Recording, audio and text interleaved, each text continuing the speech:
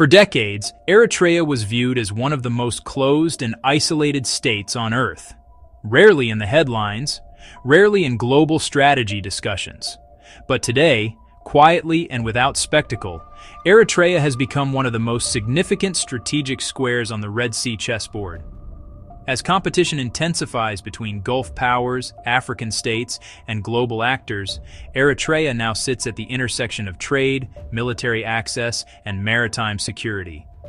In this video, we examine how Eritrea reached this position, why the UAE and Saudi Arabia are deeply invested, and how these shifts could reshape the entire Horn of Africa and Red Sea region. Eritrea's greatest asset is its geography, a long coastline stretching over 1,100 kilometers along the Red Sea. This waterway is a vital artery for global trade, connecting the Indian Ocean to the Mediterranean via the Suez Canal.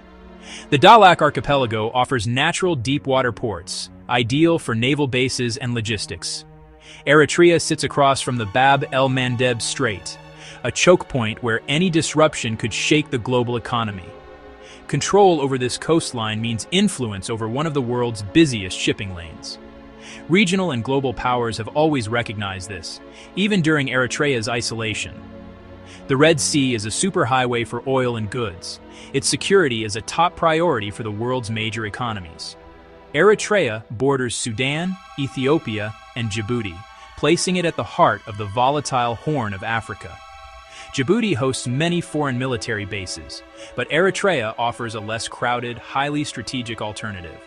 Its location makes it a potential staging ground for operations across East Africa and the Arabian Peninsula.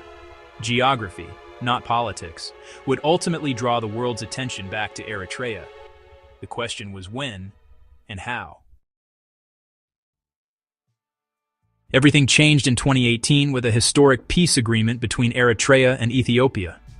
Ethiopia's new Prime Minister Abiy Ahmed accepted the border ruling, ending 2 decades of hostility. Borders reopened, diplomatic ties were restored, and Eritrea's isolation began to thaw. The peace deal removed the main justification for Eritrea's harsh policies and opened the door to the world. The UN lifted sanctions, signaling Eritrea's return to the international community. Regional powers, long interested in Eritrea's location, now saw a chance to engage. President Afwerki, once an isolated autocrat, became a key regional player. The rapprochement with Ethiopia allowed Eritrea to project influence beyond its borders for the first time in decades. Gulf states like the UAE and Saudi Arabia quickly moved to secure partnerships. The peace deal didn't just end a conflict, it repositioned Eritrea on the regional chessboard. The world was watching, and Eritrea was ready to play a new role. The United Arab Emirates was among the first to seize the new opportunity in Eritrea. Even before the peace deal, the UAE had secured a 30-year lease on the port and airfield in Asab. Asab became a critical logistics hub for the UAE's military intervention in Yemen, just across the Red Sea. From here, the UAE launched airstrikes and supported allies, projecting power into a vital choke point. The partnership gave the UAE a secure foothold on the African side of the Bab el-Mandeb Strait.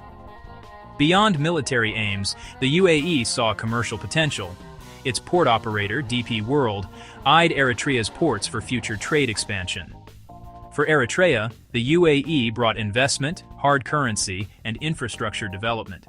The relationship allowed Eritrea to modernize without relying on Western donors. This partnership became a cornerstone of Eritrea's new foreign policy, giving it both resources and regional standing. The UAE's ambitions and Eritrea's needs aligned perfectly, at least for now. The Red Sea's strategic game was heating up.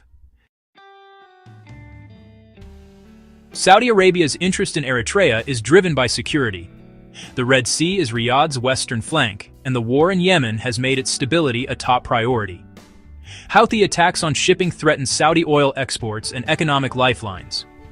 Eritrea's coastline offers a vantage point to monitor and counter these threats. Saudi Arabia's approach is less about bases and more about ensuring Eritrea remains a friendly, stable partner. Riyadh played a key role in brokering the Eritrea-Ethiopia peace, hosting the signing in Jeddah. The goal, a stable bloc of allied states to secure the Red Sea and counter rivals like Iran. Saudi economic investment is modest, but its diplomatic and security support is significant. For Eritrea, Saudi Arabia is another powerful patron, balancing the influence of the UAE.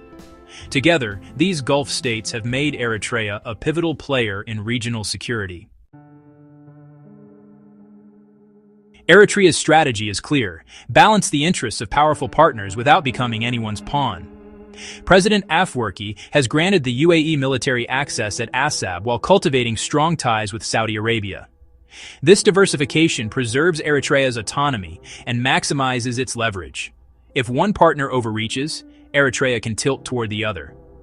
The government is not a passive recipient. It actively shapes the terms of engagement. Eritrea's location is as valuable to the Gulf states as their resources are to Eritrea. This mutual dependency gives Eritrea surprising influence for its size. The risks are real. Missteps could alienate key partners or drag Eritrea into unwanted conflicts. For now, Eritrea is skillfully navigating between giants, securing resources and regional stature while maintaining independence. It's a delicate dance, but one that's working, at least for now. Eritrea's re-emergence has sent ripples across the Horn of Africa and beyond. For Ethiopia, the peace deal transformed relations, but military cooperation in Tigray has made Ethiopia's stability partly dependent on Eritrea. Sudan, once a rival, now seeks rapprochement as Gulf-backed alliances reshape the region. Sudan's own fragile transition is complicated by new military and diplomatic dynamics. In Yemen, Eritrea's partnership with the UAE provided a launchpad for coalition operations directly affecting the conflict's course. The Horn of Africa and Arabian Peninsula are now tightly linked. What happens in Eritrea can have immediate consequences for Yemen. Djibouti, once the main host of foreign bases, now faces competition from Eritrea. Old alliances are shifting, new tensions are emerging.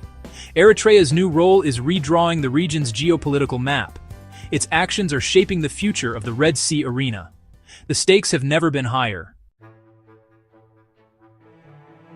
Eritrea has quietly transformed from an isolated pariah to a pivotal force in global geopolitics. By leveraging its geography, it has attracted the attention and resources of major powers. Eritrea is no longer a passive subject. It is actively shaping its destiny. Balancing the ambitions of the UAE and Saudi Arabia, it has secured agency and investment. This has modernized its infrastructure and boosted its regional influence. The security of the Red Sea now partly depends on Eritrea's stability and choices. Conflicts in Ethiopia and Yemen are directly affected by Eritrea's alliances. Eritrea is now a kingmaker, a small state with outsized influence. Its journey from isolation to central player is a story of strategy, geography, and timing. Challenges remain, especially on human rights, but Eritrea's strategic importance is undeniable. The silent state on the Red Sea is silent no more.